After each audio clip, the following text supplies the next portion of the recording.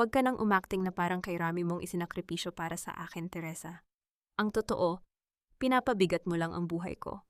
Ang boses na iyon, na dati ay marahan at tila hininga ng isang taong nag-aagaw buhay, ay biglang naging malamig at matalim tulad ng isang bagong hasang patalim.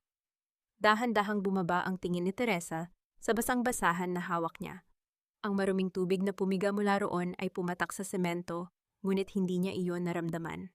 Tila huminto ang pagtibok ng kanyang puso, at ang hangin sa loob ng maliit at humid na silid na iyon sa tundo ay biglang naging masyadong masikip para sa kanyang mga baga. Tumingala siya. Doon sa tapat ng kanilang lumang aparador na may bitak-bitak na salamin, ay nakatayo ang kanyang asawa, si Logan. Ngunit hindi ito ang Logan na 5 taon niyang inalagaan.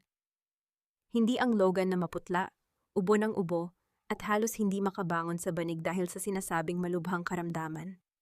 Ang lalaking nasa harap niya ngayon ay nakatayo ng tuwid, may tindig ng isang taong nagmula sa mataas na lipunan, at nakasuot ng isang pasadyang dark gray suit na kahit sa pangarap ay hindi kayang bilhin ng 5 taong sahod ni Teresa bilang isang janitress. Bakit? Saan ako nagkulang? Ang mga tanong na ito ay sumigaw sa kanyang isip, ngunit walang tunog na lumabas sa kanyang tuyong lalamunan. Nais niyang umiyak, ngunit ang luha ay tila natuyo sa ilalim ng matinding init ng pagkabigla. Ang dumi, ang amoy ng murang linoleum, at ang singaw ng pinakukuluang herbal na gamot sa kusina, ang lahat ng sumasagisag sa kanyang pagpapakasakit, ay tila naging isang malaking biro sa harap ng marangyang anyo ng kanyang asawa. Inilapag ni Logan ang isang makapal na puting sobre sa ibabaw ng kanilang lamesang gawa sa plywood. Ang bawat galaw niya ay may natural na awtoridad. Malayo sa nangangatog na mga kamay na dati ay umaasa kay Teresa para lamang makahawak ng kutsara. Yan ang divorce agreement, Teresa. Pirmahan mo na lang nang hindi na tayo magkaproblema. Bibigyan kita ng sapat na pera para makalipat kayo ng nanay mo sa mas maayos na lugar. Pero pagkatapos nito, pakiusap, huwag mo nang babanggitin ang pangalan ko kahit kanino. Teresa dahan-dahang humakbang palapit. Ang kanyang mga lumang tsinelas ay lumikha ng bahagyang kaluskos sa sahig. Logan, ano ito? Anong ibig sabihin ng lahat ng ito? May sakit ka, kailangan mo ng gamot. Bakit ka nakasuot ng ganyan? Nanginginig ang kanyang kamay nang subukan niyang hawakan ang manggas ng suit nito, ngunit mabilis na humakbang paatras si Logan, na tila ba ang hawak ni Teresa ay isang nakahahawang dumi. Huwag mo akong hawakan, Teresa. Sabi ko sa'yo, tapos na ang palabas, hindi ako may sakit. At mas lalong hindi ako ang mahirap na lalaking pinakasalan mo dahil sa awa. Ako si Logan Harrison, ang nag-iisang tagapagmana ng Harrison Global, ang lahat ng nakaraang taon. Ito ay isang pagsubok lamang ng aking pamilya upang makita kung sino ang karapat-dapat na tumabi sa akin sa oras na bumalik ako sa aking posisyon. At sa kasamaang palad, isang janitress na tulad mo ay hinding-hindi magiging sapat para sa mundong ginagalawan ko. Ang may tawag salita ay tila isang malakas na sampal na nag-iwan ng pulang marka sa kanyang pagkatao. Ang lalaking pinaglaanan niya ng kanyang kabataan, ang lalaking pinagtrabahuhan niya ng 2 shift sa isang araw hanggang sa magkapaltos-paltos ang kanyang mga kamay, ay ikinakahiya ang kanyang pagkatao sa harap ng kanyang sariling mukha. Ang sakit na naramdaman ni Teresa ay hindi nagmula sa galit, kundi sa isang malalim at gumagapang na kahihiyan, isang kahihiyan ng isang taong nagbigay ng lahat, ngunit itinuring pa ring walang halaga. Bago pa man siya makasagot, ang lumang pinto ng kanilang silid ay dahan-dahang bumukas, nang walang binalang katok. Ang amoy ng mamahaling pabango ng Frances ay biglang pumasok sa silid, na naging dahilan upang mas lalong mangamoy basura ang paligid. Isang matangkad na babae na may suot na pulang dress at may matutulis na takong ang pumasok. Si Vanessa, ang HR manager ng kumpanyang pinagtatrabahuhan ni Teresa, at ang babaeng madalas niyang makitang bumababa mula sa mamahaling kotse sa parking lot ng mall.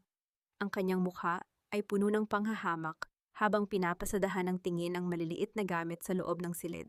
Darling, bakit ba pinapatagal mo pa ang pakikipag-usap sa janitress na ito?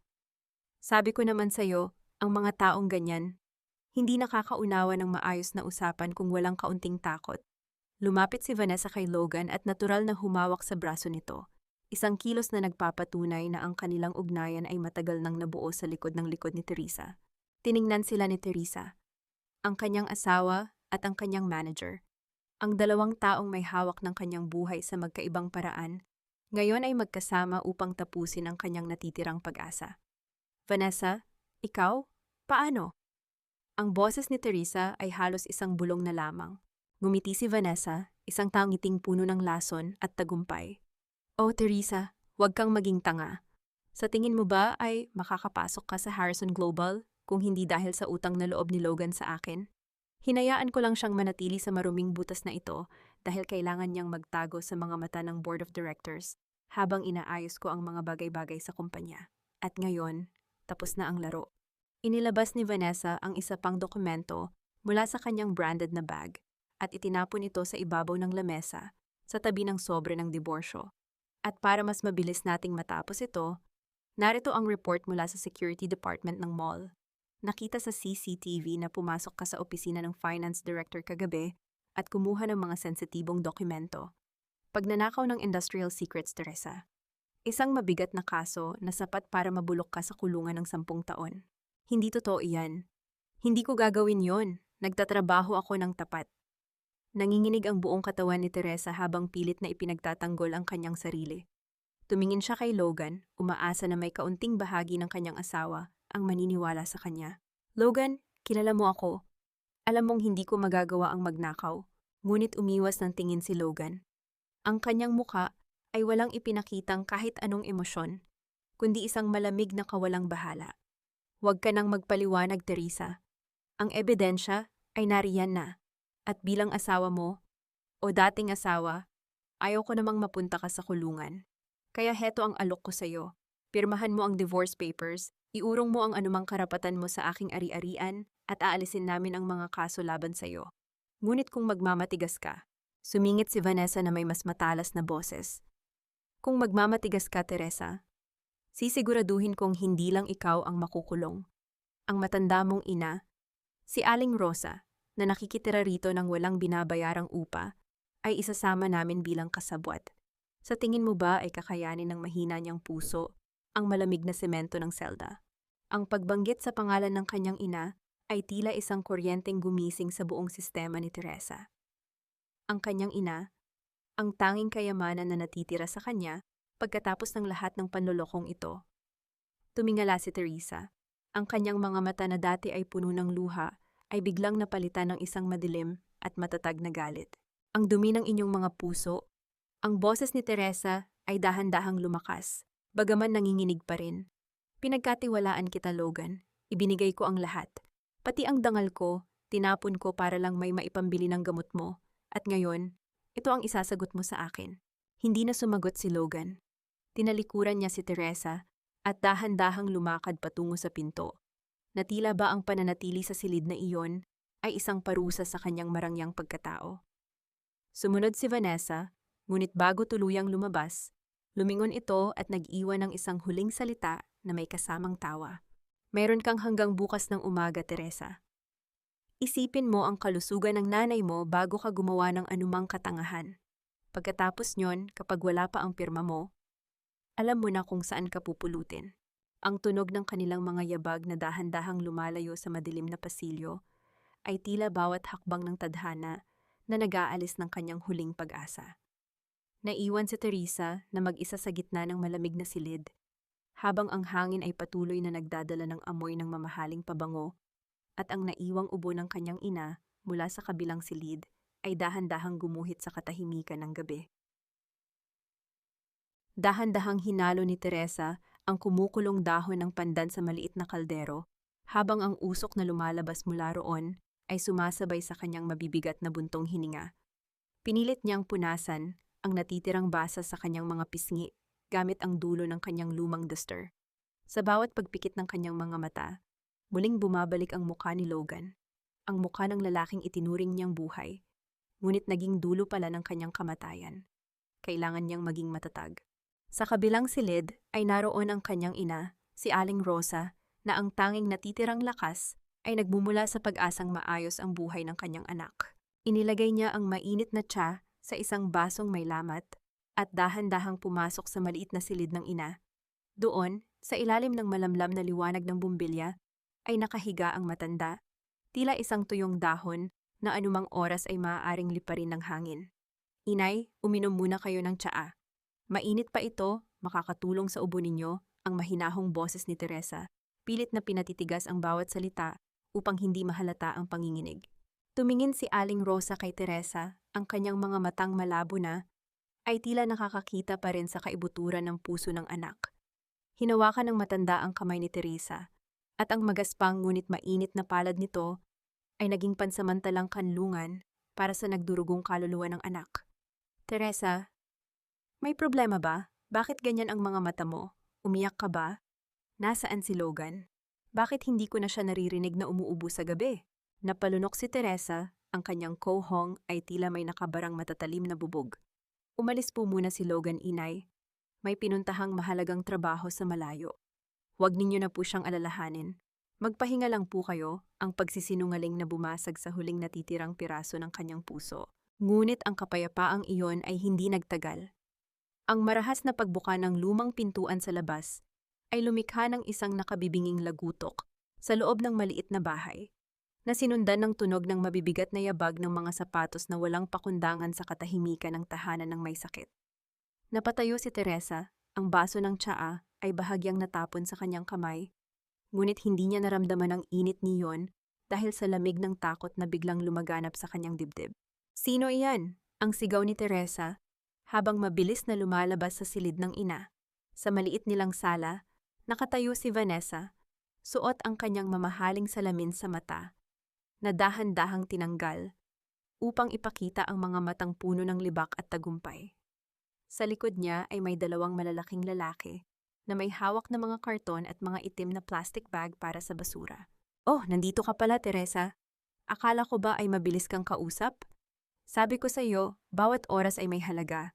At dahil hindi mo pa rin ibinabalik ang pinirmahang dokumento, nagpasya akong tulungan ka na sa pag-e-evict sa sarili mo. Vanessa, anong karapatan mong pumasok dito? Wala kaming utang sa'yo. Lumapit si Teresa, pilit na humaharang sa pinto ng silid ng kanyang ina. Walang utang? Ang natatawang sagot ni Vanessa, habang dahan-dahang lumalakad sa paligid ng maliit na sala, na tila ba ang bawat gamit doon ay isang nakakadiring basura.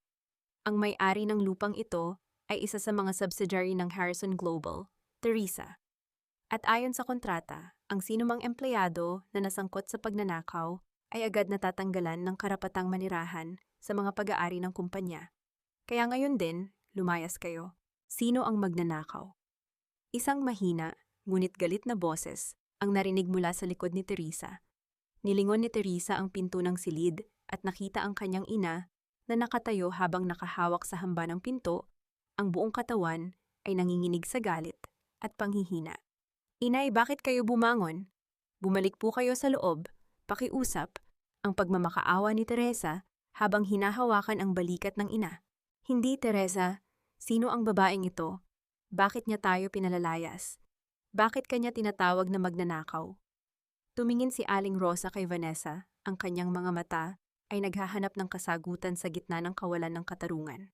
Ah, ang matandang may sakit, ang sarkastikong sabi ni Vanessa, habang dahan-dahang lumalapit.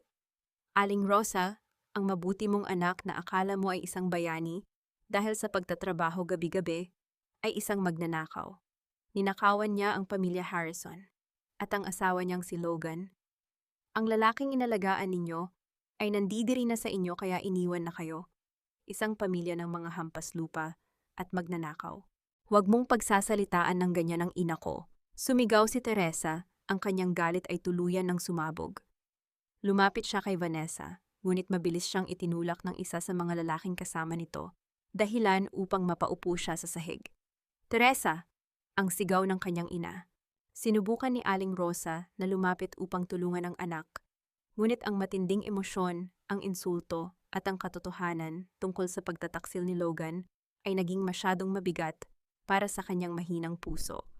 Biglang napahawak ang matanda sa kanyang dibdib, ang kanyang mukha ay nawalan ng kulay, at ang kanyang mga mata ay lumaki sa rurok ng sakit. Inay, ang sigaw ni Teresa habang mabilis na gumagapang patungo sa kanyang ina. Bumagsak si Aling Rosa sa sahig. Ang kanyang paghinga ay naging mabilis at mababaw, tila isang isdang inalis sa tubig. Ang kanyang mga labi ay dahan-dahang naging kulay asul at ang kanyang mga kamay ay nagsimulang mangatog. Teresa, ang dangal mo, huwag mong ibigay. Ang nahihirapang bulong ng matanda habang pilit na itinataas ang kanyang nanginginig na kamay upang hawakan ang pisngi ng anak. Inay, huwag po kayong magsalita. Tutulungan ko kayo. Tatawag ako ng ambulansya. Tulungan ninyo kami. Pakiusap, tulungan ninyo kami. Ang pagmamakaawa ni Teresa kay Vanessa at sa mga kasama nito. Ngunit si Vanessa, nang makita ang kalagayan ng matanda, ay biglang natakot. Napagtanto niya na ang sitwasyon ay lumalagpas na sa simpleng pananakot. Tumingin siya sa kanyang mga tauhan at dahan-dahang humakbang paatras patungo sa pinto. Umalis na tayo rito. Gawa-gawa lang niya iyan para makaiwas sa kaso. Ang nanginginig na utos ni Vanessa bago mabilis na tumakbo pababa ng hagdan, kasunod ang kanyang mga tauhan. Naiwan si Teresa na mag-isa sa gitna ng tumitinding dilim. Ang tunog ng malalakas na patak ng ulan sa bubong na gawa sa yero ay nagsimulang marinig. Tila isang sabay-sabay na pagtangis ng langit para sa kanilang dalawa. Yumakap si Teresa sa kanyang ina, pinapainit ang malamig nitong katawan, gamit ang sarili niyang dibdib. Inay, huwag ninyo akong iwan. Kayo na lang ang mayroon ako. Inay, pakiusap. Sa kanyang huling lakas, dahan-dahang ibinuka ni Aling Rosa ang kanyang palad at inilagay ang isang lumang kahoy na krusipiho sa nanginginig na kamay ni Teresa. Maging matatag ka, anak, mahal na mahal, kita. Ang huling salitang iyon ay sumabay sa huling hininga na lumabas sa mga labi ng kanyang ina. Ang mga mata ni Aling Rosa ay dahan-dahang pumikit at ang kanyang kamay na nakahawak sa pisngi ni Teresa ay dahan-dahang bumagsak sa malamig na semento.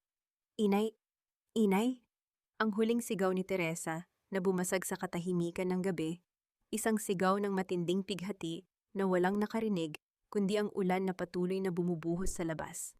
10 oras ang lumipas. Ang maliit na sala na dati ay puno ng buhay, kahit nasa gitna ng kahirapan, ay naging isang malamig na silid-burol na inayos ng mga kapitbahay sa pamamagitan ng pag-aambag ng kanilang mga lumang upuan. Nakaupo si Teresa sa sahig, nakasandal sa dingding, nakatitig sa simpleng puting kabaong ng kanyang ina. Ang kanyang mga mata ay wala ng luha, tila ang lahat ng sakit sa mundo ay natuyo na sa loob ng kanyang katawan. Ang kanyang kamay ay mahigpit na nakakapit sa kahoy na krusipiho ng ina, dahan-dahang bumukas ang pinto, at ang pumasok ay hindi ang mga kapitbahay na may dalang pagkain, kundi 3 opisyal ng pulisya na may suot na uniforme. Teresa Perez, ang tanong ng nangungunang pulis habang ipinapakita ang isang papel na may selyo ng korte. Meron kaming warrant of arrest para sa iyo sa kasong qualified theft na isinampa ng Harrison Global. Kailangan mo kaming samahan sa istasyon ngayon din. Tumingin si Teresa sa pulis pagkatapos ay sa kabaong ng kanyang ina. Wala siyang ipinakitang takot, wala ring galit. Dahan-dahan siyang tumayo, iniharap ang kanyang 2 kamay upang tanggapin ang malamig na bakal ng posas. Mula sa maliit na bintana ng silid, habang dahan-dahang inilalabas si Teresa, ng mga pulis sa ilalim ng ambon, isang itim na kotse na may madilim na salamin ang nakatayo sa dulo ng madilim na eskinita. Isang anino sa loob niyon, ang dahan-dahang nagbaba ng salamin ng kotse, nakatitig sa pag-alis ni Teresa ng may malalim at misteryosong kahulugan. Ang lamig ng semento sa loob ng madilim na selda ay tila gumapang paakyat sa mga binti ni Teresa, ngunit wala na siyang lakas upang galawin ang kanyang mga binti. Nakasandal ang kanyang ulo sa dingding na may mga bakas ng lumang amag. Ang amoy ng kalawang, basang semento, at ang pawis ng iba pang mga nakakulong doon ay naging bahagi ng kanyang mundong gumuho sa loob lamang ng isang gabi. Wala na ang kanyang ina, wala na ang kanyang tahanan, at ang kanyang pangalan, na buong buhay niyang iningatan sa pamamagitan ng tapat na pagtatrabaho, ay tuluyan ng nadumihan ng salitang magnanakaw. Tumingin siya sa kanyang mga palad, bakanteng-bakante. Ang tanging natitira na lamang ay ang kahoy na krusipiho ng kanyang ina na mahigpit niyang itinago sa loob ng bulsa ng kanyang duster bago siya pusasan ng mga pulis. Naisip niya, marahil ay mas mabuting manatili na lamang dito. Ano pa nga ba ang dahilan para lumabas siya sa mundong wala nang naghihintay sa kanya? Teresa Perez, isang boses na may kakaibang lambot ngunit may tatag, ang bumasag sa kanyang malalim na pag-iisip. Tumingala si Teresa at nakita ang isang lalaking nakatayo sa labas ng rehas. Nakasuot ito ng isang simpleng asul na polo na bahagyang lukot sa mga balikat. May bitbit na lumang brown na leather bag. May mga matang puno ng pag-aalala. Ako si Rafael, isang abogado. Narito ako para ilabas ka ang pagpapakilala ng lalaki habang dahan-dahang binubuksan ng pulis ang pinto ng selda. Nalito si Teresa. Dahan-dahan siyang tumayo, ang kanyang mga tuhod ay nangangatog sa panghihina. Abogado, sino po ang nagbayad sa inyo? Wala akong pera, wala akong kahit ano. Huwag mo munang isipin yon ngayon, Teresa. Ang mahalaga ay makalabas ka muna rito upang may ayos natin ang libing ng iyong ina. Napiyansahan na kita, ang sagot ni Rafael habang binibigyan siya ng isang malinis na panyo upang punasan ang dumi sa kanyang mukha.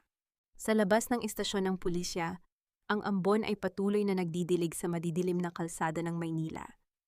Lumakad sila ng tahimik hanggang sa marating ang isang maliit na karenderiya sa gilid ng kalsada na may nakasulat na Aling Nena's Eatery sa isang lumang piraso ng kahoy. Ang bango ng mainit na luya at sabaw ng manok ay agad na sumalubong sa kanila na tila isang mainit na yakap sa gitna ng malamig na gabi. Isang matabang babae na may suot na apron na may mga mantsa ng toyo ang mabilis na lumapit sa kanila. Si Aling Nena. Agad niyang binitawan ang hawak na sandok nang makita si Teresa at ang kanyang mukha ay napuno ng habag. Diyos ko, Teresa. Ang bulalas ni Aling Nena habang mabilis na kumuha ng isang malinis at tuyong tuwalya upang ibalot sa mga balikat ni Teresa. Maupo ka, anak. Maupo ka muna. Ipaghahanda kita ng mainit na sopas. Inilapag ni Aling Nena ang isang malaking mangkok ng umuusok na sopas na may gatas at manok sa harap ni Teresa. Ang init na lumalabas mula sa mangkok ay nagpadama kay Teresa ng isang kakaibang kirot sa kanyang dibdib. Naalala niya ang kanyang ina na noong huling gabi nito ay naghintay din ng mainit na tsa mula sa kanya. Kainin mo yan, Teresa. Kailangan mo ng lakas. Huwag mong isipin ang bayad, hindi kita sisingilin kahit isang duling, ang malambing ngunit determinadong sabi ni Aling Nena bago biglang niyakap ng mahigpit si Teresa. Hindi ka nag-iisa, anak. Nandito kami.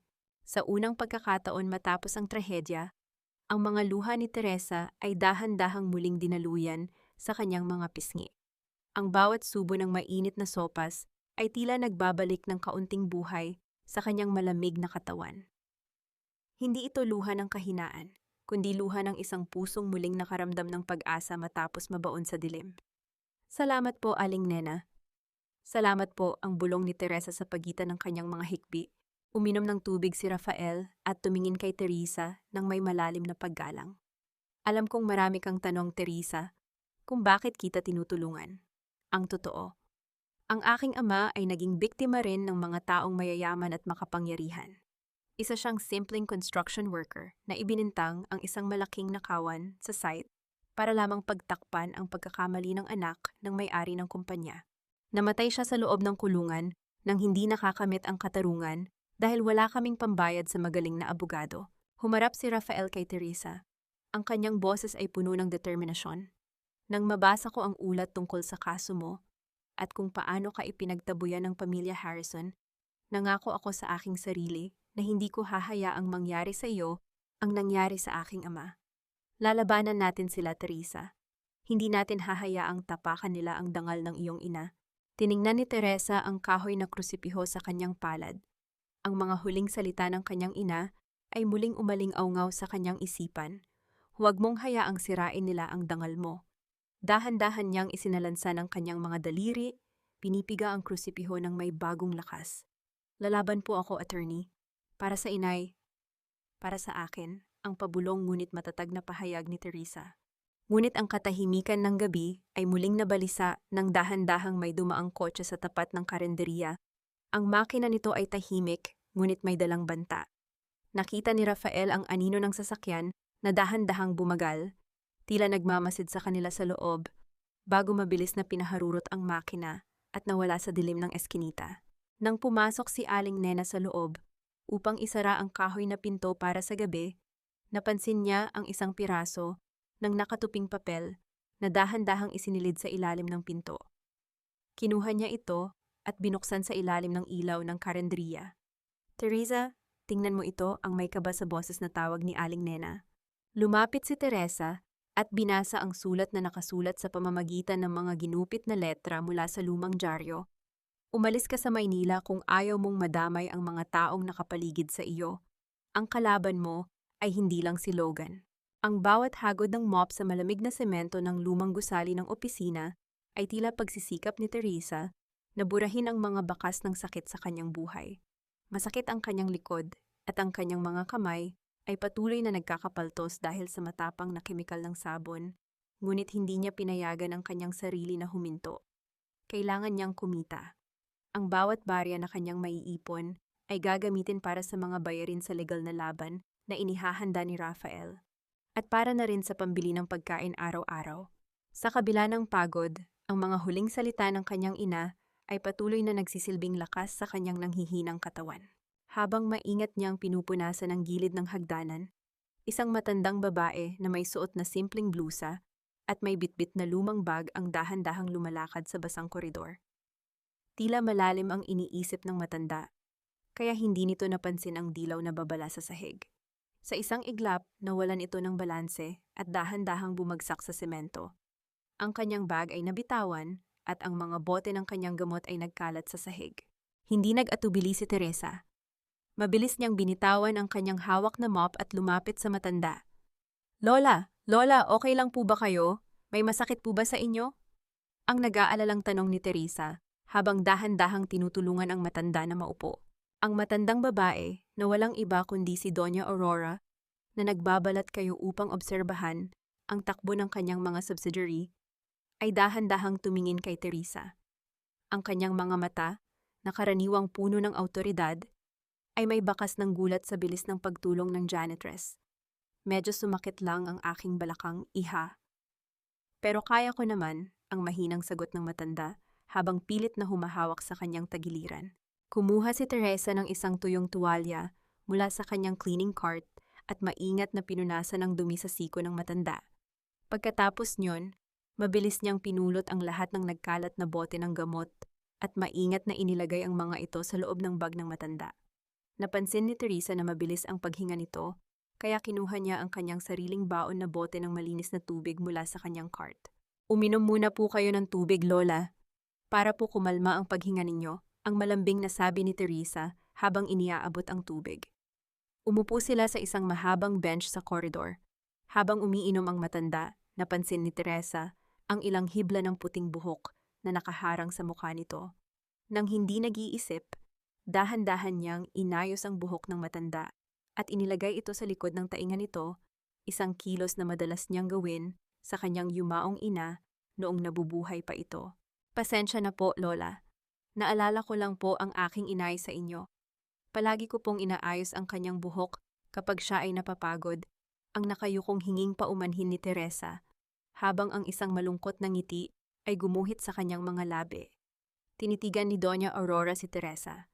Sa kabila ng maruming uniforme nito at ng lungkot na nakasulat sa kanyang mga mata, nakita ng matanda ang isang busilak na katapatan na matagal nang nawala sa kanyang sariling pamilya. Mabuti kang bata, iha. Bakit ganyan ang mga mata mo? May mabigat ka bang dinadalang problema? Ang tanong ni Doña Aurora. Pilit na pinatitigas ang kanyang boses upang hindi mahalata ang kanyang emosyon. Napabuntong hininga si Teresa habang nakatitig sa kanyang mga kamay. Opo, Lola. Kamamatay lang po ng aking inay at may mga tao pong gustong sumira sa aking pangalan. Pero sabi po ng inay ko bago siya mawala, huwag ko pong hahayaang sirain nila ang aking dangal. Kaya kahit mahirap po, kahit ganito lang ang trabaho ko, lalaban po ako sa tapat na paraan. Tumango si Doña Aurora. Ang bawat salita ni Teresa ay tumagos sa kanyang puso. Tumayo ang matanda, hinawakan ang kamay ni Teresa at nagpasalamat bago dahan-dahang lumakad patungo sa elevator ng gusali. Nang bumalik si Teresa sa kanyang paglilinis, napansin niya ang isang kumikinang na bagay sa ilalim ng bench. Nilapitan niya ito at pinulot. Isang mabigat na gintong singsing na may nakaukit na pamilyar na simbolo. Ang opisyal na sagisag ng pamilya Harrison. Nagulat si Teresa, ngunit bago pa man siya makapag-isip kung paano ito ibabalik, ang katahimikan ng koridor ay bumasag sa pagdating ng isang grupo ng mga nakasuit na ehekutibo. Sa gitna ng grupo ay nakatayo si Logan kasama si Vanessa na nakakapit sa kanyang braso. Nang makita ni Logan si Teresa, ang kanyang mukha ay agad na napuno ng galit at kahihiyan. Teresa, anong ginagawa mo rito? Paano ka nakapasok sa gusaling ito? Ang galit na sigaw ni Logan na naging dahilan upang huminto ang mga empleyadong naglalakad sa koridor. Logan, nagtatrabaho ako rito ng tapat. Ang mahinahong sagot ni Teresa, pilit na pinananatili ang kanyang dangal sa harap ng maraming tao. Nagtatrabaho o naghahanap ng mananakaw? Sumingit si Vanessa na may kasamang matinis na tawa. Guard, bakit may magnanakaw sa loob ng gusaling ito? Kalad ka rin ninyo ang babaeng ito palabas ngayon din. Agad na lumapit ang dalawang security guard at marahas na hinawakan ang mga braso ni Teresa. Sa kabila ng sakit at ng kahihiyan sa harap ng maraming empleyadong nanonood, hindi yumuko si Teresa. Tumingin siya ng diretso sa mga mata ni Logan, mga matang puno ng malamig na determinasyon, habang ang kanyang kamay sa loob ng bulsa ay mahigpit na nakahawak sa gintong singsing ng pamilya Harrison. Kalad ka rin ninyo siya palabas. Huwag ninyong hahayaang makatapak muli ang basurang iyan dito. Ang huling sigaw ni Logan habang nakatingin sa pagkaladkad kay Teresa, ngunit sa dulo ng koridor, sa likod ng isang malaking salamin na pinto, si Doña Aurora ay nakatayo ng tahimik. Ang kanyang mga mata ay nakatitig sa kanyang apo, si Logan at kay Vanessa. Ang kanyang mukha ay walang ipinakitang emotion, kundi isang malamig at nakakatakot na titig na nagbabadya ng isang malaking unos para sa mga taong umabuso sa kanyang kapangyarihan.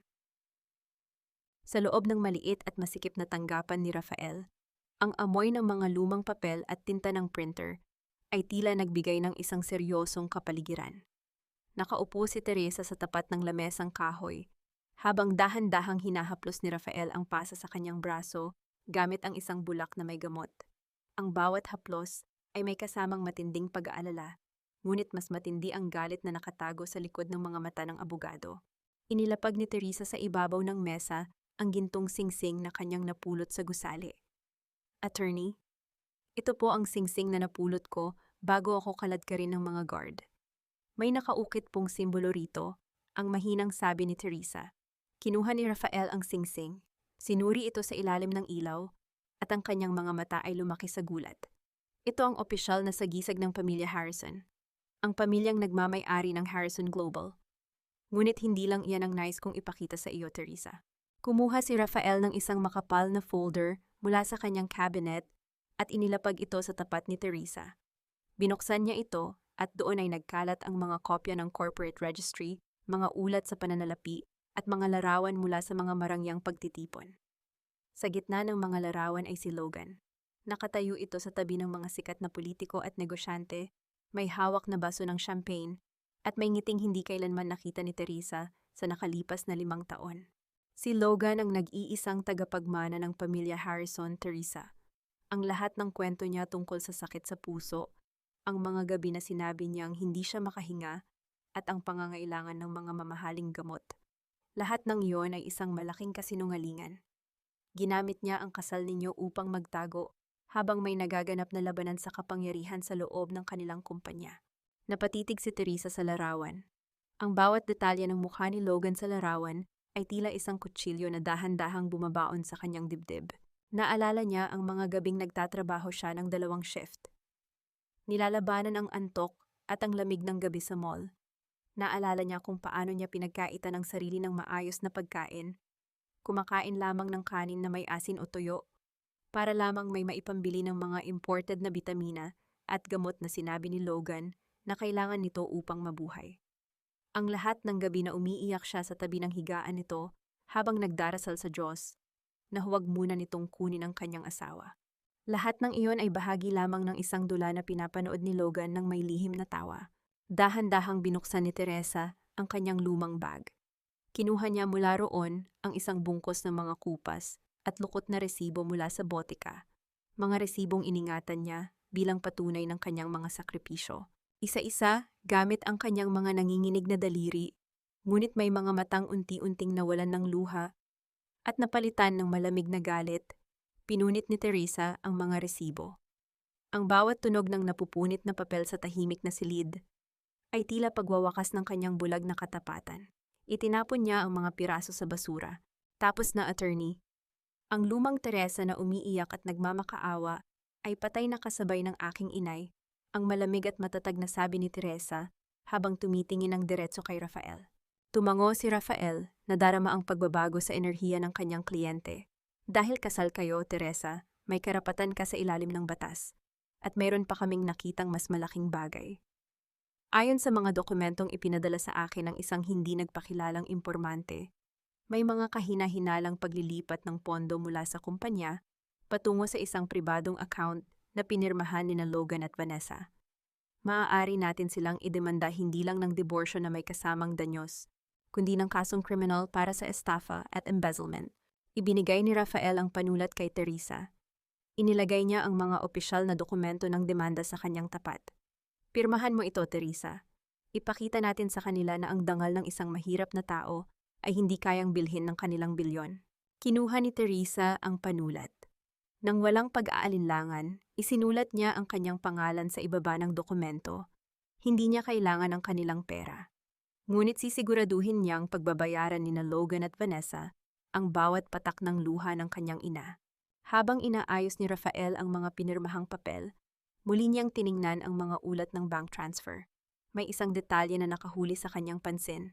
Isang lihim na account na may pangalang Aurora's Grace kung saan ipinapadala ang mga ninakaw na pondo. Bakit pag nanakawan ni Logan ang isang account na may pangalan ng kanyang sariling lola? Bago pa man niya malalimang maisip ang bagay na ito, ang kanyang cellphone sa ibabaw ng mesa ay biglang vibrate ng may kasamang malakas na tunog. Sinagot ito ni Rafael. Ngunit agad na napawi ang ngiti sa kanyang mga labi nang marinig ang umiiyak na boses ng kanyang nakababatang kapatid na si Angela. Kuya, tinanggal ako sa trabaho sa bangko ngayon lang. Sabi ng manager ko, may utos daw mula sa itaas. Kinalad ka rin ako ng mga guard palabas sa harap ng mga kasamahan ko. Kuya, anong gagawin ko? Napatayo si Rafael, ang kanyang mukha ay biglang nawalan ng kulay. Angela, huminahon ka. Nasaan ka ngayon? Pauwi na ako. Ibinaba ni Rafael ang telepono. Ang kanyang panga ay nagngit-ngit sa matinding galit. At ang kanyang mga kasukasuan sa kamay ay unti-unting namuti sa higpit ng kanyang pagkakahawak sa telepono. Tumingin siya kay Teresa. Alam ng pamilya Harrison ang kanilang bawat galaw at nagsisimula na silang gumanti sa pamamagitan ng pag-target sa mga taong mahalaga sa kanila. Ang marangyang mansion ng pamilya Harrison ay tila isang palasyong gawa sa yelo, malamig, tahimik, at puno ng mga lihim. Sa ilalim ng naglalakihang kristal na chandelier, nakaupo si Doña Aurora sa kanyang mataas na upuang gawa sa mahogany. Ang kanyang mukha ay walang ipinapakitang emosyon habang dahan-dahang humihigop ng tsaa. Sa kanyang tapat ay nakatayo sina Logan at Vanessa, parehong may suot na pilit na ngiti, ngunit may bakas ng kaba sa kanilang mga mata. Narinig ko ang mga usap-usapan sa kumpanya, Logan. May isang janitress daw na nag-eskandalo sa opisina mo kamakailan. At ang sabi pa, asawa mo raw ang babaeng iyon. Totoo ba ito? Ang tanong ni Doña Aurora, ang boses ay mababa, ngunit may bigat na nagpatahimik sa buong silid. Mabilis na tumawa si Logan, isang tawang pilit na nagpapakita ng kawalang salalayan. Lola, huwag po kayong maniwala sa mga kwentong kalsada na iyan. Ang babaeng iyon, si Teresa, ay isang dating kasambahay na tinulungan ko noong ako ay nagkasakit. Ngunit naging sakim siya. Nang malaman niyang ako ay isang Harrison, nagsimula siyang manghingi ng pera at gumawa ng mga kwento ng kasal. Nakipagsabwatan pa siya sa isang murang abogado para idemanda ako ng qualified theft. Lola, sinisira niya ang pangalan ng ating pamilya, ang pagsisinungaling ni Logan, nang walang kurap sa mata. Opo, Doña Aurora, sumingit si Vanessa na may kasamang magalang na tinig. Kami po ni Logan ay nag-alok na ng tulong pinansyal sa kanya, ngunit talagang mapagsamantala ang babaeng iyon. Huwag po kayong mag-alala, inaayos na po ng aming legal team ang lahat para hindi na siya makalapit sa pamilya Harrison. Uminom muli ng tsaa si Doña Aurora. Ang kanyang mga matang mapanuri ay nakatitig sa kanyang apo. Kilala niya si Logan, isang lalaking gagawa ng lahat para sa kapangyarihan. Mabuti kung gayon. Ayaw ko ng anumang dungis sa pangalan ng ating pamilya. Ang maikling sagot ng matanda, bago hudyatan ang dalawa na maaari na silang umalis. Nang makalabas sina Logan at Vanessa, dahan-dahang ibinaba ni Doña Aurora ang kanyang tasang tsaa. Lumingon siya sa kanyang pinagkakatiwalaang sekretarya na si Mateo na nakatayo sa madilim na sulok ng silid. Mateo, pumunta ka sa tondo? Alamin mo kung sino talaga si Teresa Perez. Alamin mo ang katotohanan sa likod ng mga salita ng aking apo, ang malamig na utos ng matanda. Kinabukasan, sa ilalim ng mainit na araw ng Maynila, dahan-dahang naglalakad si Mateo sa makikitid at maalikabok na eskinita ng tondo. Ang amoy ng pritong isda, ang ingay ng mga batang naglalaro, at ang singaw ng basang kalsada ay malayo sa mundong kanyang kinagisnan sa mansyon. Narating niya ang tapat ng karenderiya ni Aling Nena at naupo sa isang gilid upang magmasid. Doon ay nakita niya si Teresa. Nakasuot ito ng simpleng t-shirt at may nakataling buhok habang abalang naglilinis ng mga mesa at naghuhugas ng mga plato. Sa kabila ng pagod at ng lungkot na bakas sa kanyang mukha dahil sa kamakailang pagkamatay ng kanyang ina, may isang kakaibang dignidad sa bawat galaw ni Teresa. Hindi siya mukhang isang magnanakaw. Ang kanyang mga mata ay may busilak na katapatan na hindi kayang pekein. Nang matapos ang kanyang trabaho para sa hapon, iniabot ni Aling Nena kay Teresa ang kanyang maliit na sahod para sa araw na iyon, ilang piraso ng papel na barya. Ngumiti si Teresa at nagpasalamat bago dahan-dahang lumakad pa uwi. Sa kanyang paglalakad, nakita ni Teresa ang isang maliit na batang lalaki na nakaupo sa tabi ng maruming pader. Umiiyak dahil sa gutom. Huminto si Teresa. Lumuhod siya sa harap ng bata. Dahan-dahang pinunasan ng dumi sa mukha nito gamit ang kanyang sariling panyo at kinuha ang kalahati ng tinapay na binili niya mula sa kanyang sahod. Heto, kainin mo ito. Maging matatag ka, ha? Huwag kang umiyak, ang malambing na sabi ni Teresa habang ibinibigay ang tinapay sa bata ng may ngiti. Pinanood ni Mateo ang buong eksena mula sa malayo. Sa kanyang notebook, isinulat niya ang isang pangungusap. Walang bakas ng kasakiman sa kanyang mga mata. Siya ay biktima, hindi ang may sala. Habang nagtatanong-tanong si Mateo sa ilang residente sa paligid, may isang matandang lalaki ang nagbanggit sa kanya ng isang kakaibang bagay. Kamakailan daw ay may mga tauhan si Logan na nagtatanong tungkol sa isang lumang kahon o testamento na iniwan ng yumaong asawa ni Doña Aurora na si Don Felipe Harrison, na balitang itinago sa lumang bahay paupahan ni na Teresa. Bakit kaya interesadong-interesado sina Logan at Vanessa sa testamentong iyon? Samantala, sumapit ang gabi.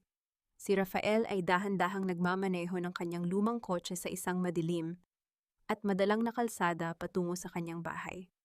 Biglang isang malaking itim na SUV ang mabilis na sumalubong sa kanya at humarang sa kanyang tapat. Dahilan upang mapilitan siyang ihinto ang sasakyan. Bumaba ang dalawang lalaking may hawak na bakal na tubo. Nang walang binalang salita, marahas nilang pinalo ang salamin ng bintana ng kotse ni Rafael, dahilan upang sumabog ang mga bubog sa loob ng sasakyan. Iniwasan ni Rafael ang mga tumitilamsik na salamin habang ang isa sa mga lalaki ay dumungaw sa kanyang bintana. Sabihin mo sa kliyente mo, iurong ang kaso kung ayaw ninyong sa sementeryo ang sunod na punta ninyo. Isang babala lang ito, ang malamig na banta ng lalaki, bago mabilis na sumakay muli sa SUV at umalis sa dilim. Naiwan si Rafael na nakatayo sa gilid ng kalsada habang ang mga basag na salamin ng kanyang kotse ay kumikinang sa ilalim ng dilaw na ilaw ng poste, tila mga durog na diamante na nagbabadya ng mas malaking panganib sa kanilang hinaharap. Ang hapon sa karenderiya ni Aling Nena ay karaniwang maingay at puno katawanan ng mga manggagawa. Ngunit ang kapayapaang iyon ay biglang napawi nang pumarada ang isang puting van ng munisipyo sa tapat ng tindahan. Tatlong lalaki na may suot na uniforme ng sanitary inspector ang marahas na pumasok, kasunod ang dalawang lokal na tanod. Sino ang may-ari ng karenderya na ito? Ang pasigaw na tanong ng nangungunang inspector habang hawak ang isang clipboard. Isinasara namin ang tindahang ito ngayon din dahil sa mga ulat ng food poisoning at kawalan ng sanitary permit. Nabitawan ni Aling Nena ang kanyang hawak na sandok. Lumapit siya na nanginginig ang mga kamay at may mga luhang agad na pumatak sa kanyang mga pisngi. Wag po sir, paano pong food poisoning? Malinis po ang pagkain ko, araw-araw akong maagang gumising para magluto.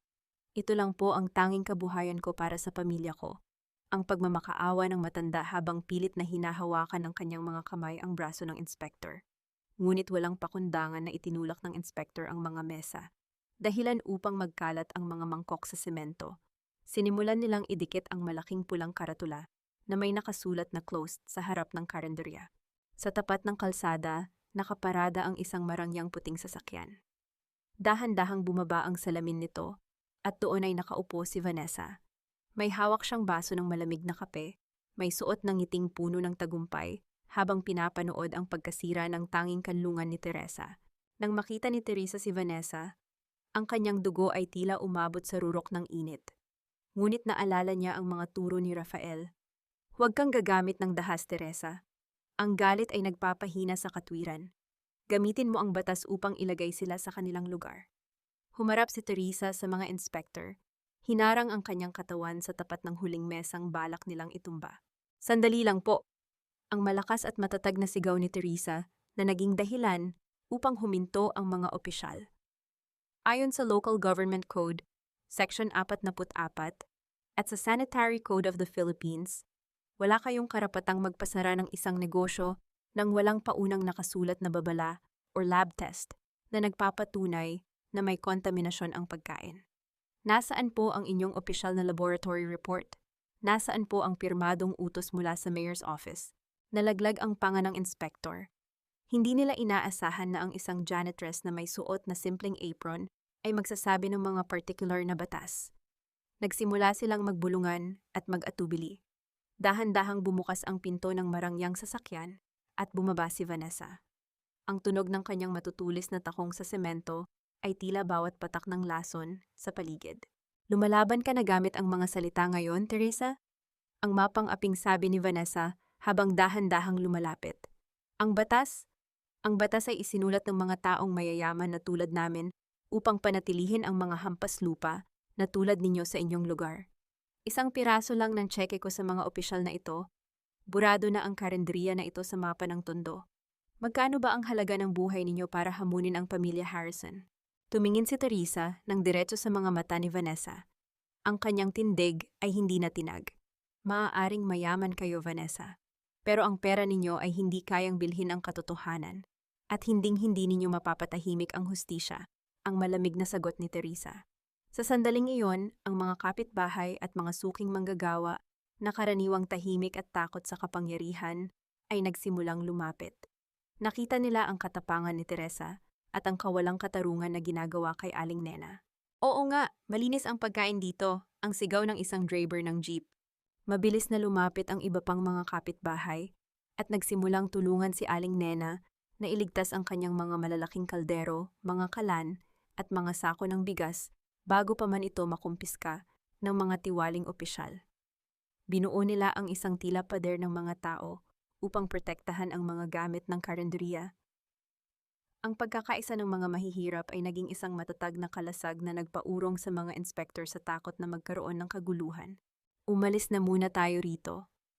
Babalik na lang tayo kapag may kasama ng mas maraming pulis, ang nanginginig na bulong ng nangungunang inspektor kay Vanessa bago sila mabilis na sumakay sa van at umalis. Sumakay din si Vanessa sa kanyang sasakyan nang may galit sa mukha, ngunit bago umalis ay nag-iwan siya ng isang huling matalim na tingin kay Teresa. Nang pawiin ng umuusbong na ulan ang alikabok sa kalsada, nagyakapan nina Teresa at Aling Nena sa basang semento. Ang karenderiya ay sarado na para sa araw na iyon, ngunit ang kanilang mga puso ay mas lalong naging matatag. Lalaban tayo, Aling Nena. Hindi ko po kayo iiwan, ang bulong ni Teresa habang pinupunasan ang luha ng matanda. Nang ipasok nila ang mga natitirang gamit sa loob ng bahay, napansin ni Aling Nena ang isang makapal na brown na sobre na nakalagay sa loob ng kanyang malaking steamer pot. Binuksan niya ito at doon ay naglalaman ng malalaking bundle ng pera. Sapat na sapat upang mabayaran ang anumang multa sa munisipyo at ang upa sa buong taon. Walang nakasulat na pangalan, kundi isang maikling nota. Gamitin mo ito para sa laban. Bago pa man nila maunawaan kung sino ang nag-iwan ng pera, mabilis na pumasok si Rafael sa loob ng bahay. Ang kanyang mukha ay puno ng matinding pag-aalala at may hawak na isang piraso ng papel. Teresa, may malaking problema tayo, ang hingal na sabi ni Rafael. Nakatanggap ka ng isang lihim na sabina. Inaatasan ka na humarap sa isang pribadong pagdinig bukas ng umaga sa kasong qualified theft. Humarap si Rafael kay Teresa, ang kanyang boses ay nanginginig sa galit. Si Judge Artemio Castro ang hahawak ng kaso. Kilalang-kilala siya na nasa bulsa ng pamilya Harrison. Isang bitag ito, Teresa. Kung hindi ka sisispot, maglalabas sila ng warrant para sa agarang pagpapakulong sa iyo ng walang piyansa. Tiningnan ni Teresa ang papel. Sa ibaba niyon, ang pirma ni Judge Artemio Castro ay nakasulat ng may malalaking kurba. Tila isang pulang tatak ng kamatayan na naghihintay na lumamon sa kanyang natitirang kalayaan. Sa loob ng isang tago at madalang na sulok ng pampublikong aklatan, ang kapaligiran ay napuno ng katahimikan na tila ba ang bawat lumang aklat doon ay nagbabantay sa kanila. Sa ibabaw ng lamesang kahoy ay nagkalat ang mga makakapal na folder ng audit report na ipinadala ng misteryosong impormante. Puti ang liwanag ng maliit na desk lamp na nagbibigay liwanag sa nagdidilim na mukha ni na Teresa at Rafael habang sinusuri ang bawat linya ng mga numero. Tingnan mo ito, Teresa. Ang pabulong na sabi ni Rafael. Ang kanyang boses ay may kasamang matinding pananabik. Ang mga dokumentong ito. Hindi lang ito simpleng ulat. Ito ang opisyal at internal na ledger ng pananalapi ng Harrison Global na galing mismo sa tanggapan ng executive chairman mula kay Doña Aurora.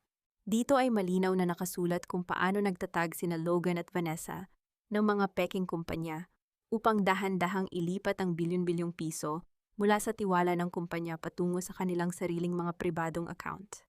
Ibig sabihin ba nito, attorney, maaari na natin silang panagutin sa batas? Ang tanong ni Teresa habang nakatitig sa mga komplikadong dokumento. Opo, Teresa. Ito ang susi na magpapabagsak sa kanila. Kahit kontrolado ni Logan ang lokal na hukom para sa pribadong pagdinig bukas, ang mga dokumentong ito ay sapat na upang iurong ang kaso laban sa iyo at ilipat ang labanan sa mas mataas na korte kung saan hindi kayang abutin ng kanilang kapangyarihan ang hustisya. Napahilig si Teresa sa likod ng kanyang upuan, ang kanyang mga mata ay dahan-dahang pumikit dahil sa matinding pagod ng nagdaang mga araw. Ang kanyang bawat kalamnan ay sumasakit, at ang bigat ng pangungulila sa kanyang ina ay patuloy na nagpapahirap sa kanyang puso. Dahan-dahang lumapit si Rafael, may hawak na isang baso ng mainit na kape na siya lamang ang nakabili mula sa labas. Inilapag niya ito sa tapat ni Teresa at dahan-dahang naupo sa kanyang tabi. Uminom ka muna, Teresa. Alam kong napapagod ka na, ngunit malapit na nating matapos ito. Nangangako ako sa iyo, ibabalik natin ang lahat ng kinuha nila sa iyo, ang mahina at malambing na sabi ni Rafael habang nakatitig sa kanya. Tumingin si Teresa kay Rafael. Sa ilalim ko malamlam na liwanag, nakita niya ang katapatan sa mga mata ng abogado. Isang lalaking walang hinihinging kapalit, kundi ang makitang nakatayo siya ng may dangal. Habang sila ay magkatitig, may ilang hibla ng buhok ni Teresa ang nalaglag sa kanyang muka. Dahan-dahang itinaas ni Rafael ang kanyang kamay at sa isang napakaingat at banayad na galit, inayos niya ang buhok nito at inilagay sa likod ng kanyang tainga. Ang haplos ng kanyang mga daliri sa pisngi ni Teresa ay nagpadama sa kanya ng isang kakaibang init, isang pakiramdam ng proteksyon na matagal nang nawala sa kanyang buhay. Salamat, Rafael. Sa lahat ng ginagawa mo para sa akin, ang pabulong na sabi ni Teresa, habang ang kanyang puso ay dahan-dahang nakaramdam ng isang banayad na pagtibok ng pag-asa. Ngunit habang inaayos ni Rafael ang envelope ng mga dokumento, napansin niya ang isang particular na asol na wax seal sa likod niyon. Isang selyo na may tatak ng isang natatanging ibon na tanging ang executive chairman lamang ng Harrison Global ang may karapatang gumamit. Sino talaga ang nagpadala ng mga dokumentong ito sa kanila? Bakit sila tinutulungan ng pinakamataas na pinuno ng kumpanya nang hindi nagpapakilala? Samantala, sa loob ng marangyang penthouse ni Logan, ang kapaligiran ay puno ng galit at tensyon. Hawak ni Logan ang kanyang telepono habang nakikinig sa ulat ng kanyang espiya. Ang kanyang mukha ay unti-unting napuno ng takot at panggigigil nang malaman niyang hawak na nina Teresa at Rafael ang mga internal audit report. Ano? Paano nila nakuha ang mga papel na yun? Ang galit na sigaw ni Logan sa kanyang chief of security. Makinig ka sa akin. Sa araw ng annual stockholders meeting, harangan ninyo ang bawat pasukan ng gusali. Huwag ninyong hahayaang makalapit si Teresa o ang abogado niya sa loob. Gamitin ninyo ang kahit anong paraan, buhay man o patay, huwag silang makakatapak sa loob ng bulwagan. Ibinaba ni Logan ang telepono at marahas na itinapon ang baso ng alak sa semento. Ang kanyang mga mata ay nakatitig sa larawan ni Teresa na nakalagay sa kanyang lamesa, mga matang puno ng malamig na determinasyon na pumatay kung kinakailangan upang mapanatili ang kanyang kapangyarihan. Sa ilalim ng malamig na liwanag ng buwan, ang sementeryo ay napuno ng katahimikan, na tila ba ang bawat lapida ay natutulog ng payapa. Nakaluhod si Teresa sa tapat ng simpleng puntod ng kanyang ina, si Aling Rosa. Ang lupa doon ay mamasa-masa pa dahil sa nakaraang ulan, at ang simoy ng hangin na dumadaloy sa mga dahon ng puno ng kalachuchi ay nagdala ng isang pamilyar ngunit malungkot na bango. Dahan-dahang hinaplos ni Teresa ang malamig na semento ng lapida, habang ang mga luha na pilit niyang pinipigilan sa nakaraang mga araw ay dahan-dahang muling dinaluyan sa kanyang mga pisngi. Inay, natatakot po ako, ang pabulong na panimula ni Teresa. Ang kanyang boses ay nanginginig sa gitna ng katahimikan ng gabi. Bukas na po ang laban. Paano kung matalo kami? Paano kung mas lalo nilang madumihan ang pangalan mo? Natatakot po ako na baka hindi ko kayang harapin ang kanilang kapangyarihan. Napakaliit ko lang po kumpara sa kanila, inay. Sa gitna ng kanyang pagiyak, naramdaman niya ang banayad na yabag ng mga paa sa damuhan. Nilingon niya ito at nakita si Rafael na may bitbit na isang simpleng pumpon ng mga puting bulaklak ng chrysanthemum, ang paboritong bulaklak ng kanyang ina. Dahan-dahang lumuhod si Rafael sa tabi ni Teresa, inilapag ang mga bulaklak sa tapat ng lapida, at nag-alay ng isang mabilis na panalangin. Hindi ka nag-iisa, Teresa. Kahit gaano kalaki ang kanilang kapangyarihan, ang katotohanan ay may sariling lakas na hindi kayang tapatan ng anumang bilyon, ang mahinahong sabi ni Rafael habang nakatitig sa lapida ni Aling Rosa. Tumingin si Teresa sa mukha ng abogado. Sa ilalim ng liwanag ng buwan, nakita niya ang pagod sa mga mata nito, ngunit naroon pa rin ang walang katulad na katatagan. Sa sandaling iyon, dahan-dahang kinuha ni Rafael ang malamig na kamay ni Teresa. Hinawakan niya ito ng magkabilang palad, dahan-dahang pinipiga upang iparamdam sa kanya ang init ng kanyang suporta. Ang hawak na iyon ay magalang, walang halong pag-aalinlangan, at puno ng pagmamahal na nagpadama kay Teresa ng isang pakiramdam ng proteksyon na hindi niya kailanman naramdaman kay Logan. Nandito ako, Teresa. Hindi kita iiwan bukas kahit ano pa ang mangyari, ang pangako ni Rafael habang nakatitig ng diretso sa mga mata nito. Sa sandaling iyon, inalala ni Teresa ang kanyang nakaraan kasama si Logan.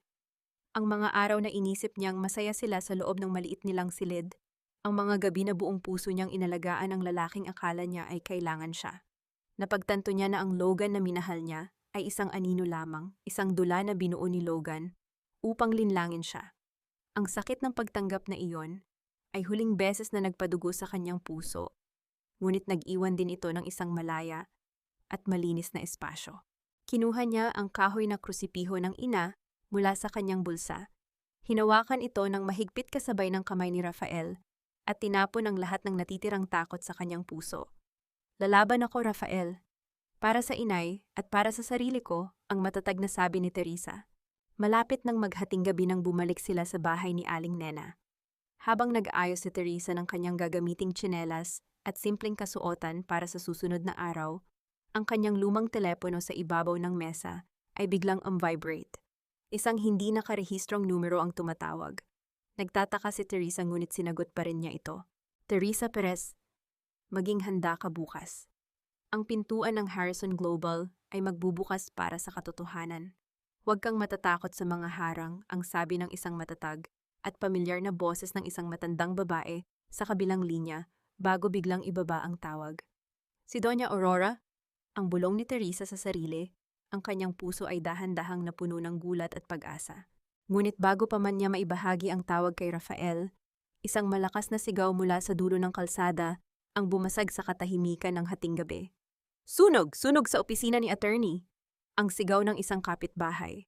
Mabilis na tumakbo sina Rafael at Teresa palabas.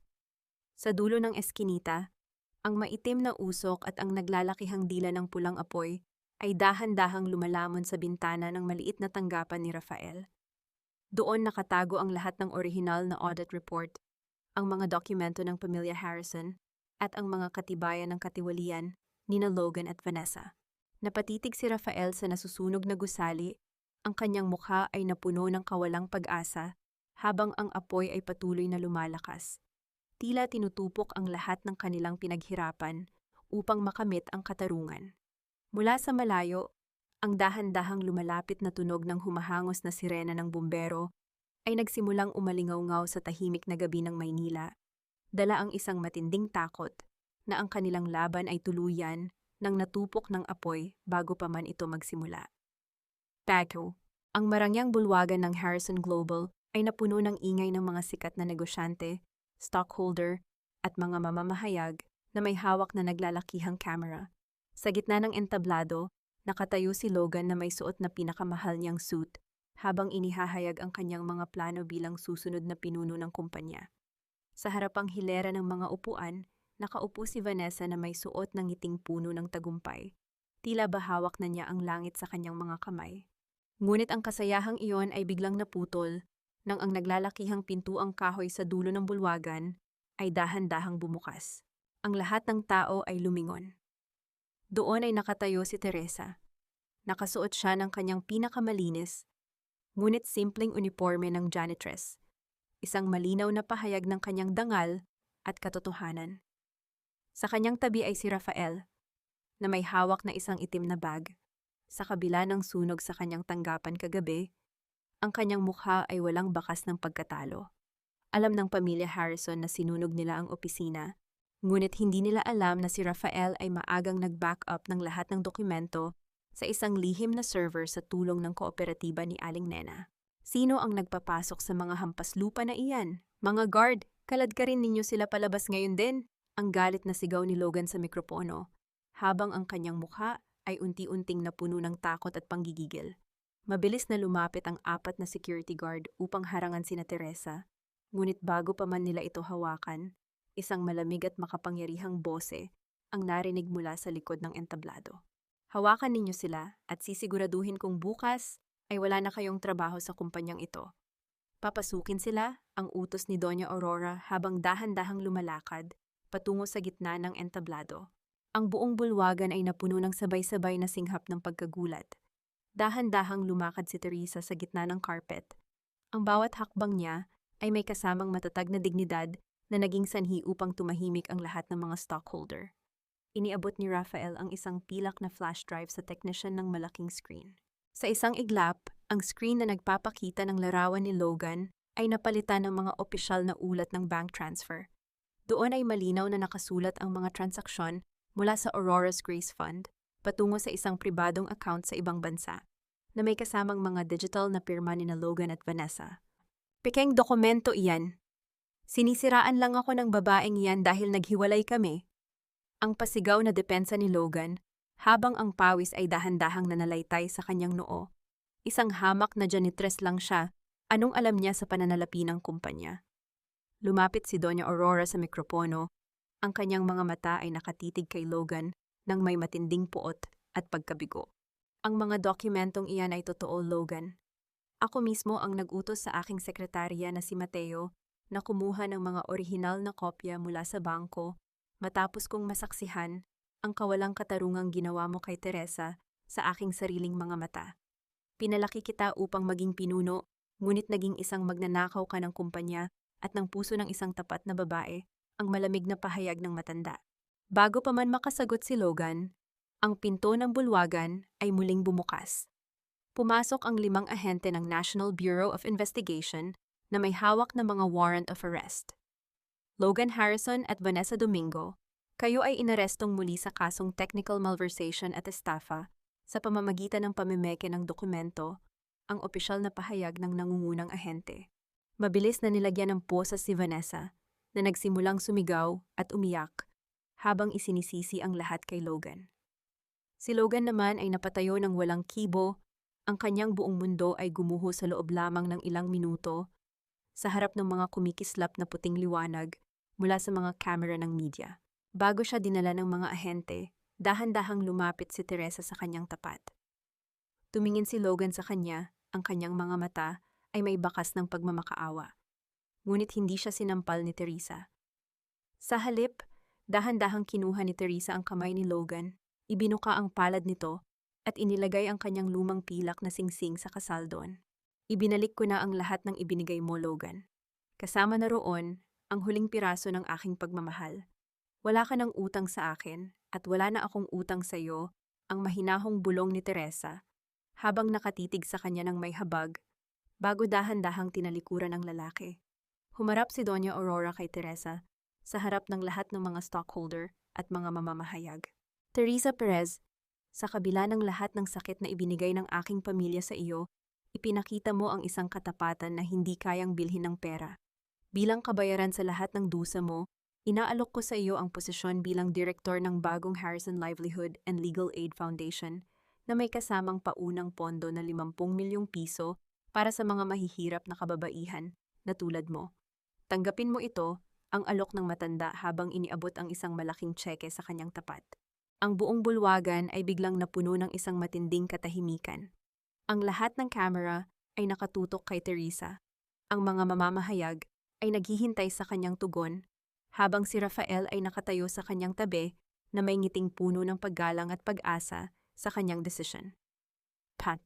Sa loob ng tahimik at marangyang pribadong tanggapan ni Doña Aurora, ang ingay ng mga mamamahayag mula sa ibaba ay tila isang malayong alaala na lamang. Nakatayo si Teresa sa tapat ng malaking bintana na nakatitig sa naglalakihang gusali ng Maynila, habang si Rafael ay nakatayo sa kanyang tabi ng may tahimik na paggalang. Sa ibabaw ng lamesang gawa sa salamin, ang tsekeng nagkakahalaga ng 50 milyong piso ay patuloy na nakalatag sa tapat ng upuan ni Doña Aurora.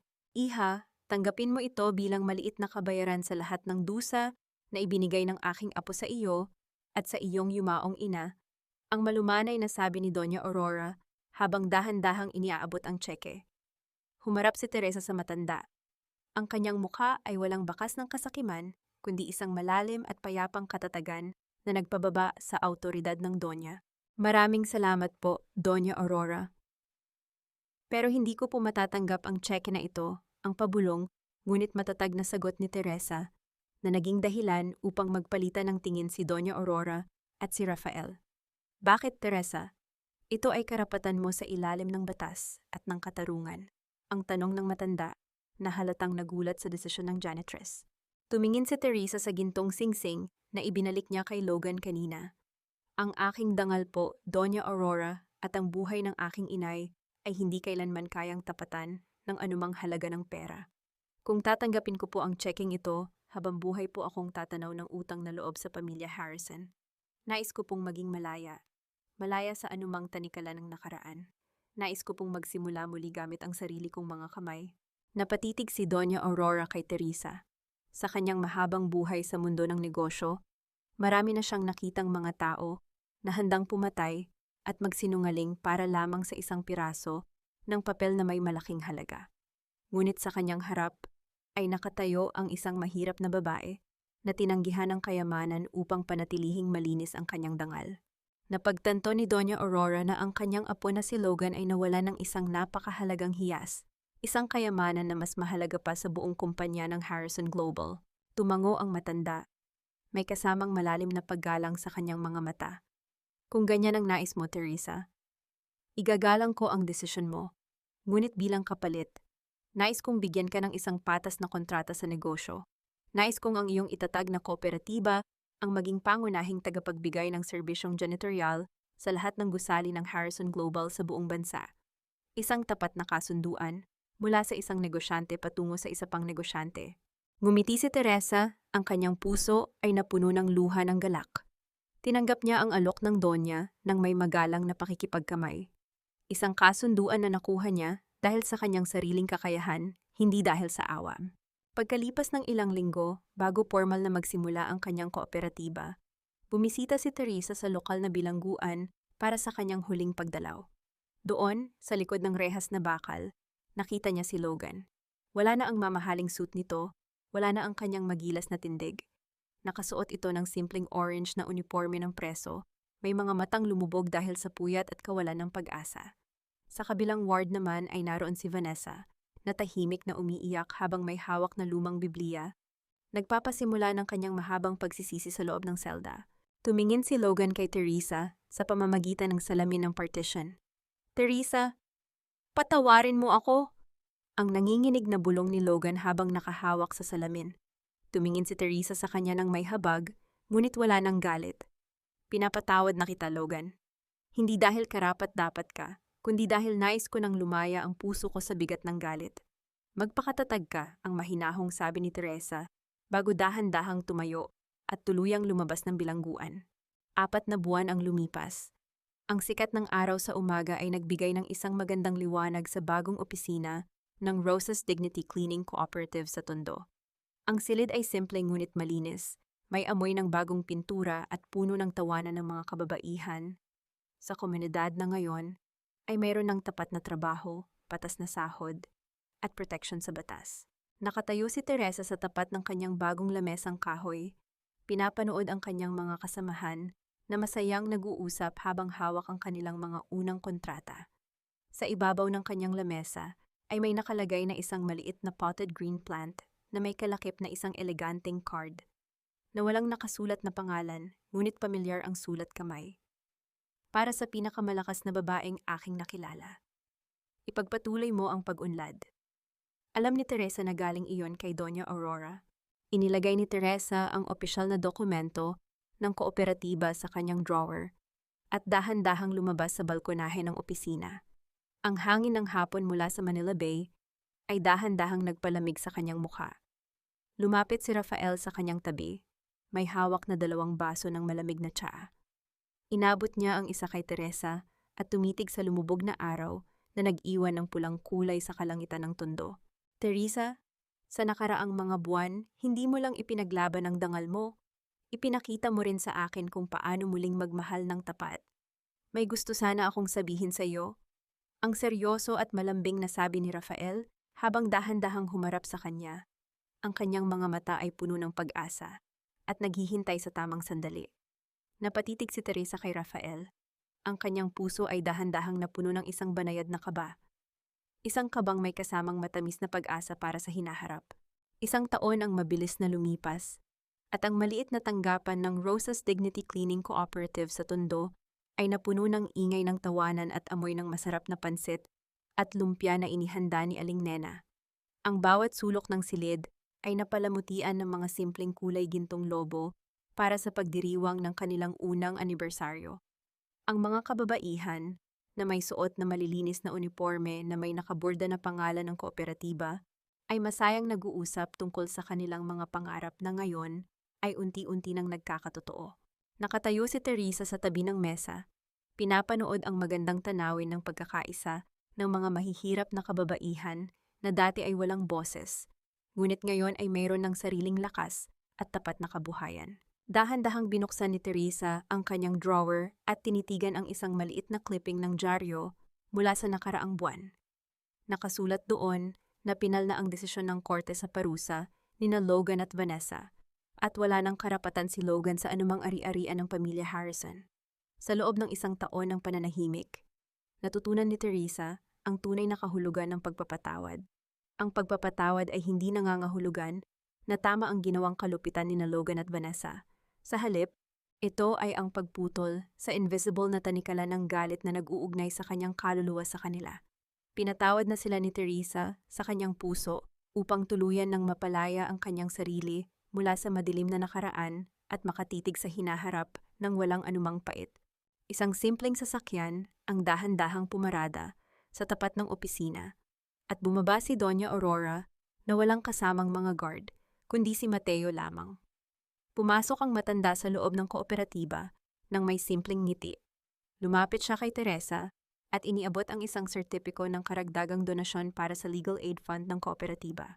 Salamat, Teresa, sa pagtuturo sa aking pamilya na ang tunay na kayamanan ay hindi ang perang nakatabi sa bangko, kundi ang dangal na nakatira sa loob ng puso, ang mahina ngunit puno ng emosyong sabi ni Doña Aurora habang niyayakap ng mahigpit si Teresa.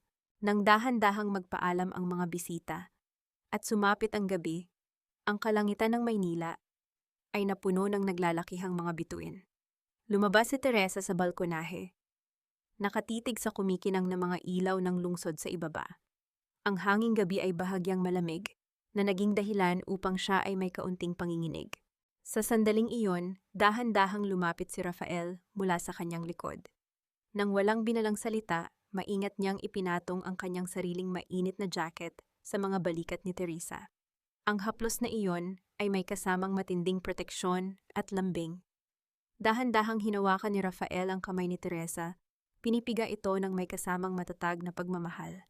Teresa, sa nakaraang 1 taon, nakita ko ang tapang mo, at sa bawat araw na lumilipas, natutunan kong ang buhay ko ay walang halaga kung wala ka sa tabi ko bilang aking katuwang. Nais kong maging bahagi ng bawat bukas mo, hindi bilang tagapagligtas, kundi bilang lalaking magmamahal sa iyo ng tapat habang buhay. Ang seryoso at puno ng pag-asang pagtatapat ni Rafael.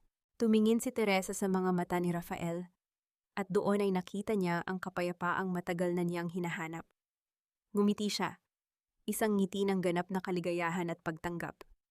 Walang pagmamadali, kundi isang banayad at malusog na pagmamahal na dahan-dahang umusbong mula sa mga sugat ng nakaraan.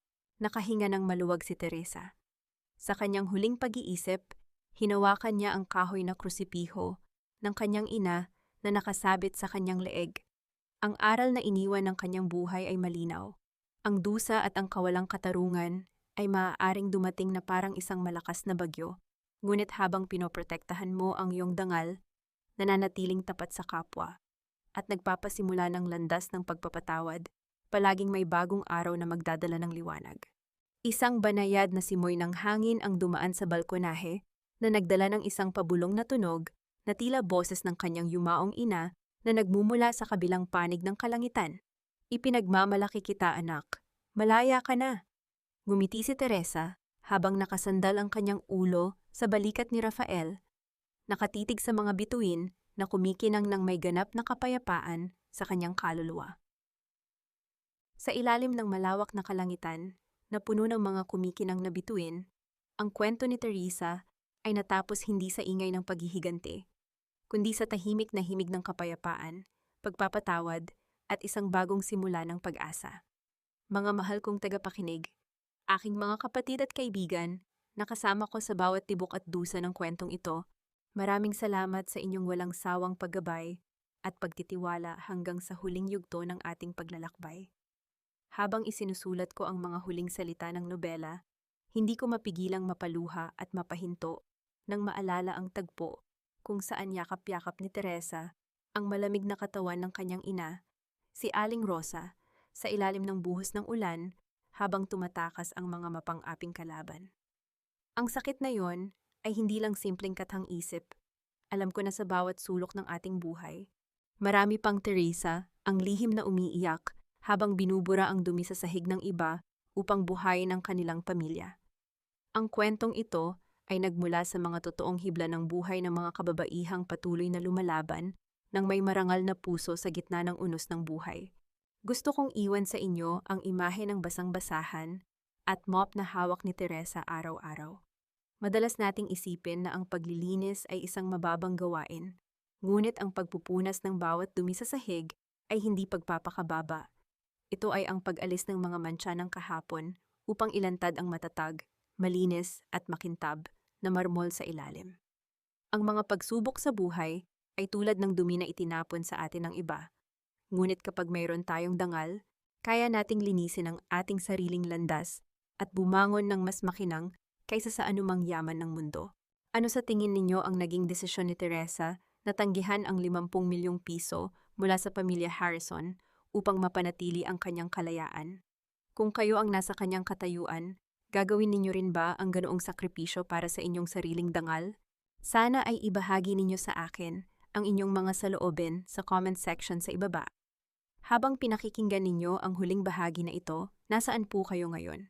Naghuhugas ba kayo ng mga pinggan, naglalaba, nag-aalaga ng pamilya, o nagpapahinga pagkatapos ng isang mahabang araw ng pagtatrabaho? Nais kong malaman ang inyong kwento dahil sa espasyong ito, kayo ay palaging may nakikinig na kaibigan. Huwag ninyong kalimutang i-like at i-share ang ating kwento upang mas marami pang puso ang maabot ng pag-asa at paggaling. Nawa ay patuloy kayong maging matatag, maging marangal at patuloy na yakapin ang inyong sariling halaga sa bawat hakbang ng inyong buhay. Patnubayan kayo ng may kapal sa inyong mga tahanan. Pamagat ng kwento, ang luha sa likod ng dangal paunawa. Ang lahat ng mga karakter at sitwasyon sa kwentong ito ay katang-isip lamang nilikha para sa layuning libangan at upang maghatid ng positibong mensahe. Ang karapatang-ari ng kwentong ito ay pagmamay-ari ng kumpanya. Secret Love Teleserye.